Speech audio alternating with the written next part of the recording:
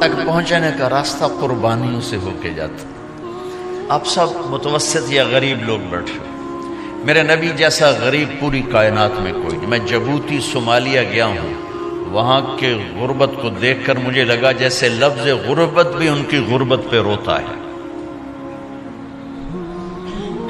ایسی غربت میں نے پورے پاکستان میں کہیں نہیں دیکھی جو میں نے جبوتی میں دیکھی، صومالیہ میں دیکھی، کیمرون میں دیکھی، چاڈ میں دیکھی، سوڈان میں دیکھی. 24 گھنٹے میں ایک دفعہ بھی کھانا نصیب نہیں. ہمارا غریب سے غریب آدمی 24 گھنٹے میں چولہا جلا بیٹھتا ہے.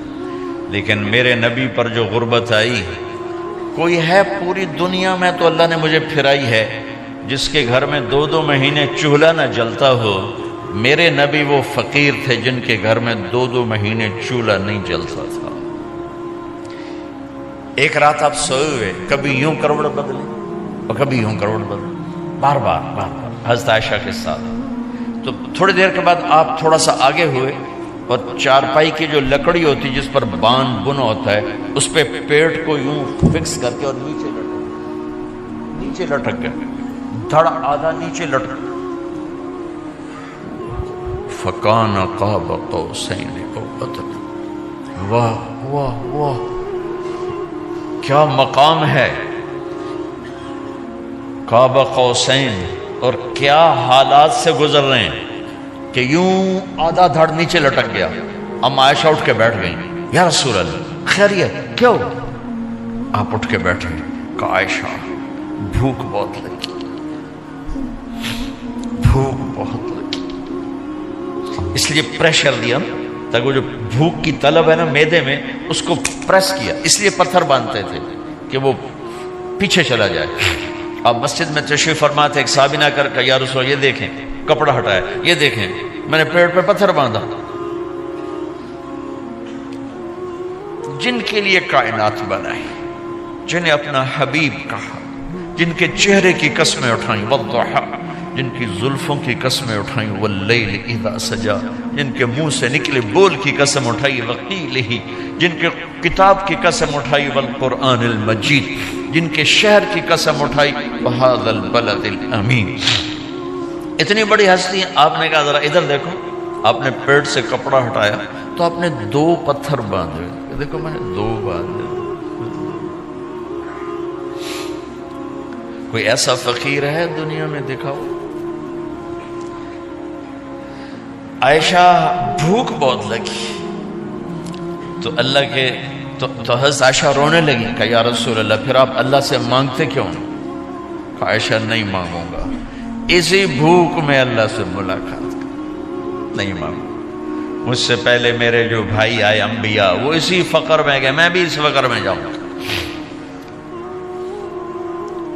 اپنے گھر میں یہ دکھ رکھا، اپنی اولاد کے ذبح ہونے کو قبول کیا تاکہ آئندہ آنے والی امت کا غریب طبقہ گلہ نہ کرے، شکوہ نہ کرے، حرام راستوں پہ نہ جائے، غلط راستوں پہ نہ جائے، اور مالدار فخر نہ کرے میں کوئی بڑا آدمی بن گیا ہوں، میری اتنی بڑی فیکٹری بن گئی ہے، میری اتنی بڑی کمائی ہو گئی ہے. یہ نہ یہ بڑائی کی چیز ہے نہ وہ چھوٹائی کی چیز ہے. جس سے اللہ راضی ہے وہ بڑا ہے، جس سے اللہ ناراض ہے وہ چھوٹا ہے، چاہے غریب ہے چاہے مالدار ہے. حضرت عائشہ فرماتی ہیں بیٹا 2 مہینے گزر جاتے تھے ہمارے گھر میں چولہا نہیں جلتا تھا، چولہا نہیں جلتا تھا، 2 ماہ گزر جاتے تھے.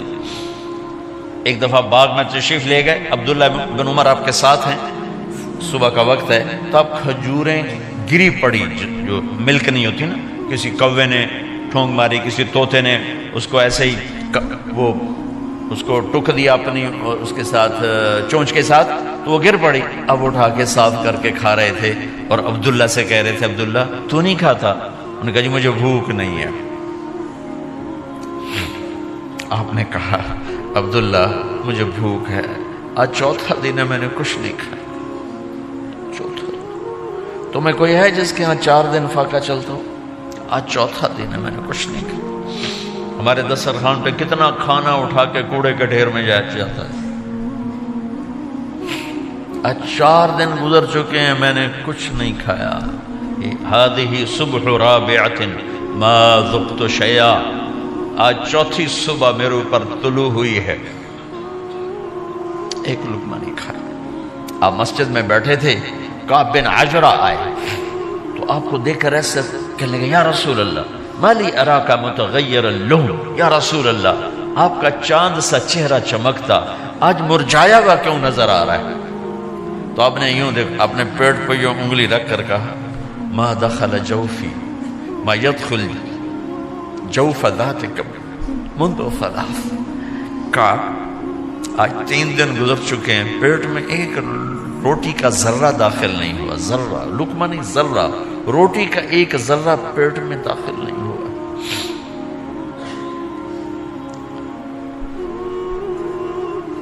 और इतनी बड़ी रिसालत, इतनी बड़ी नबूवत,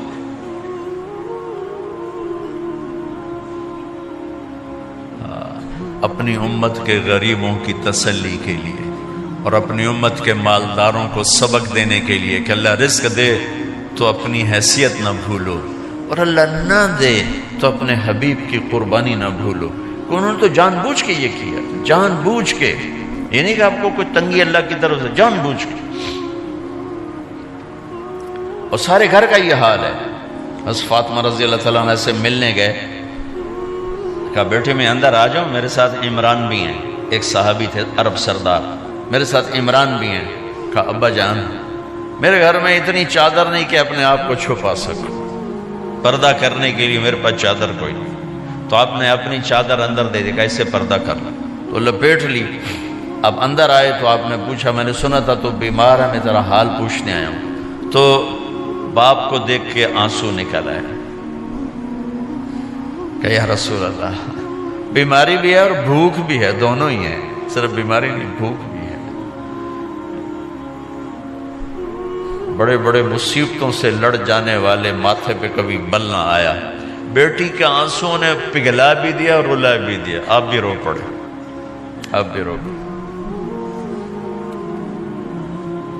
फिर कहा मेरी बेटी न रो, वल्लज़ी बाअस अबाकी बिलहक़ मा दुक़्तु मिन सलासत अय्यामिन तवाक़ा, आज 3रा दिन है मैंने एक लुक़मा नहीं खाया, मैं तेरे साथ। और मेरी बेटी में तुम्हें बताऊं, मेरे रब ने मुझे कहा था मेरे हबीब अगर आप चाहें तो उहद पहाड़ सोना बना दो, 10 मील लंबा चौड़ा है उहद पहाड़, 10 मील, मैं उहद पहाड़ सोना बना दूं आपकी खिदमत में पेश करूं।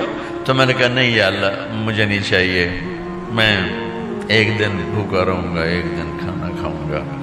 फिर फरमाया बेटी क्या तुझे ये इज्जत काफी नहीं है कि अल्लाह ने तुझे जन्नत की औरतों का सरदार बना दिया? ये सरदारी सोने चांदी में तुल के नहीं मिली ही, ना कुर्बान जाओ।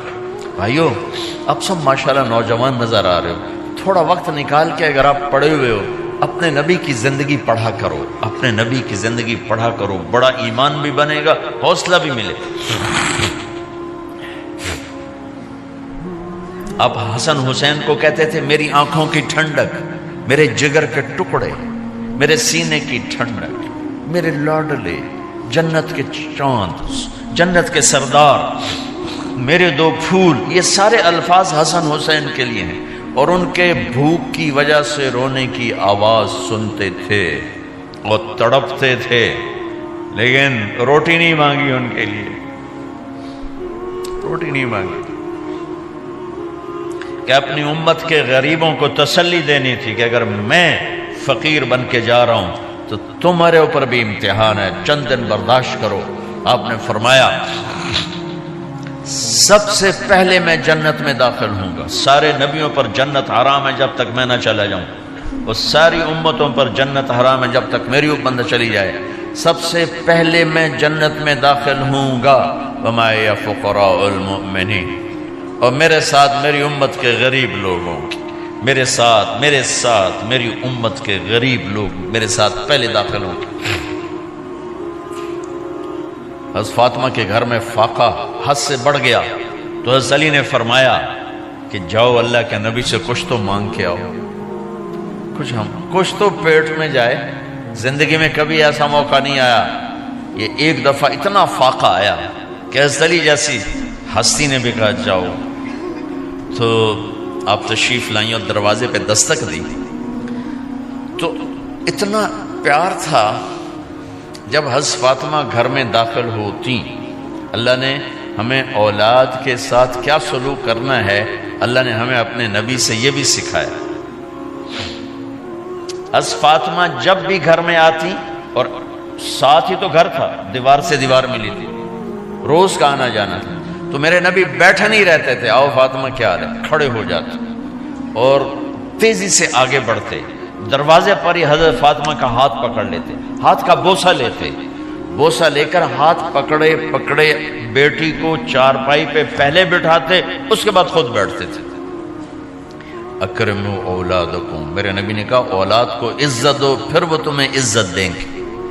ہمارے ماحول میں اکثر ماں باپ نے اولاد پہ ڈنڈا ہی اٹھایا ہوتا ہے، پھر ان میں بغاوت پیدا ہو جاتی، پھر کہتے ہیں اولاد نافرمان. آپ نے دستک دی تو کہنے لگے یہ تو فاطمہ کی دستک ہے، خیر تو ہے، پہلے تو کبھی اس وقت میں آئی نہیں. تو آپ نے ام ایمن سے کہا دروازہ کھولو. ام ایمن نے دروازہ کھولا تو آپ نے استقبال کیا، بٹھایا، پوچھا بیٹی کیا ہوا، اس وقت میں کیسے آئیں؟ کہ یا رسول اللہ بہت فقر ہے، بہت بھوک ہے، آپ کے پاس سنا کچھ مال آیا ہے، کچھ ہمیں بھی دے دیا جائے. اتنی صابر بیٹی زندگی میں ایک دفعہ بھوک کی شکایت لے کر آئیں، اور آگے باپ نے پھر پیپر لے لیا، پھر امتحان میں ڈال دیا. آپ نے کہا بیٹی میرے پاس 5 بکریاں کھڑی ہیں، دے دوں یا 5 دعائیں سکھا دوں؟ یہ بھی کوئی کتنا سخت موقع تھا، کتنا سخت موقع ہے کہ صبر کا پہاڑ بیٹی اتنی مجبور ہو کر آتی ہیں کہ یا رسول اللہ برا حال. تو میرے نبی کہتے بیٹی یہ بکریاں بھی لے جا، دعائیں بھی لے جا، دونوں جمع کر دیتے، یا دعائیں بعد میں سکھا دیتے، بکریاں دیتے، ایک تو دے دیتے. پر امت کے غریبوں کو تسلی دینی تھی، چونکہ امت میں اکثر طبقہ غریب ہوگا. تو آپ نے کہا بیٹی 5 بکریاں دوں یا 5 دعائیں دوں؟ تو وہ سمجھ گئیں اپنے باپ کے مزاج کو کہ ابا جان امتحان لے رہے ہیں. تو کہا ابا جان بکریاں چھوڑ دیں، مجھے دعائیں سکھا دیں، مجھے بکریاں نہیں چاہیے. بھوکے کی رات بھی گزر جاتی ہے اور بھوکے کا دن بھی ڈوب جاتا ہے. تو آپ کا چہرہ ایسے کھل گیا کہ میری بیٹی پاس ہو گئی. کہا بیٹی آپ تم دعا میں یہ کہا کرو یا اول الاولین یا آخر الاخرین یا ذا القوة المتین یا راحم المساکین یا ارحم الراحمین. یہ تیرے لیے 5 بکریوں سے اعلیٰ چیز. اب گھر واپس گئیں خالی ہاتھ. حضرت علی نے فرمایا تو کچھ بھی نہیں لائی؟ کہا نہیں لائی ہوں، بہت کچھ لائی ہوں. کہا کیا؟ کہا میں دنیا لینے گئی تھی، آخرت لے کے آ گئی. ذهبت للدنیا وجئت بالآخرہ. تو حضرت علی نے فرمایا تیرا آج کا دن سب سے اعلیٰ دن، خیر ایام کی حال. داماد کا امتحان لے لیا، حضرت علی کو بلا لیا. علی 5000 بکریاں دوں کہ 5 دعائیں دوں؟ اس وہاں تو 5 بکریاں، اب 5000 کر دیں. علی 5000 بکریاں لیتے ہو یا 5 دعائیں لیتے؟ تو بھی سمجھ گئے کہ آج میرا محبوب مجھ سے امتحان لے رہا ہے کہ علی کتنا کو مضبوط ہے اپنے ایمان میں. اور فاقے میں نے بتا دی کیا گزر رہے. آدمی اپنی بھوک سہ لیتا ہے، اولاد کا رونا برداشت نہیں ہوتا ہے.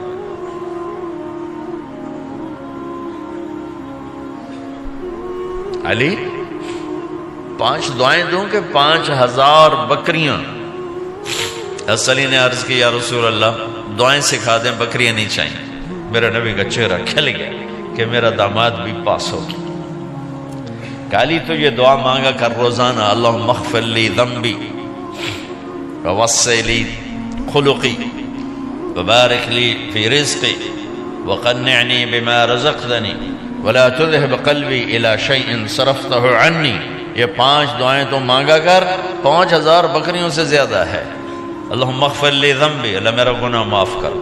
وسع لی خلقی، میرے اخلاق عالی شان کر. بارک لی فی رزقی، میرے رزق میں برکت دے. قنعنی بما رزقتنی، مجھے لالچ سے نکال دے، مجھے لالچی نہ بنا، مجھے حریص نہ بنا. ولا تذهب قلبی الی شیء صرفتہ عنی، جو تو نے مجھے دیا نہیں اس کی میرے اندر سے طلب بھی ختم کر دے، مجھے اس کا طلبگار بھی نہ بنا، کہ یہ 5000 بکریوں سے زیادہ ہے۔ میں نے تھوڑا سا اپنے نبی کے گھر کا نقشہ آپ کو بتایا کہ یہ چند دن صبر کی دنیا ہے، اللہ راضی ہو گیا تو موت سب سے خوبصورت پیغام۔